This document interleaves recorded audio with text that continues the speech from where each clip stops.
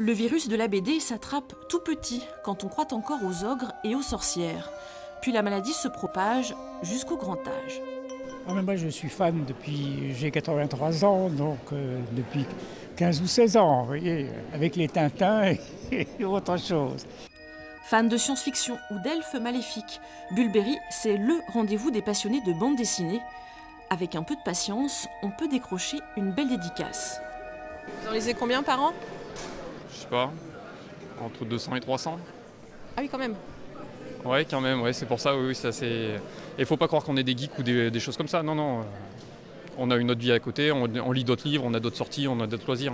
Mais c'est vrai que la bande dessinée, c'est quelque chose de prenant, quoi. Cette année, les nouveautés mélangent les genres et les époques, sans complexe. Résultat de beaux succès en librairie.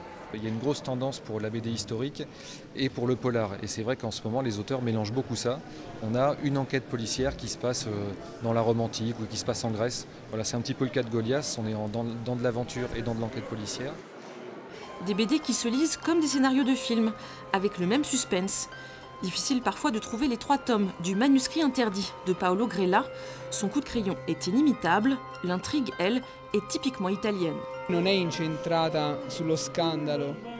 ne parle pas des scandales de la vie de Jésus, mais d'un complot plus politique que sur les faits réels de la vie de Jésus. Bulberry se poursuit tout le week-end à Bourges, l'occasion de passer un moment privilégié avec son dessinateur préféré.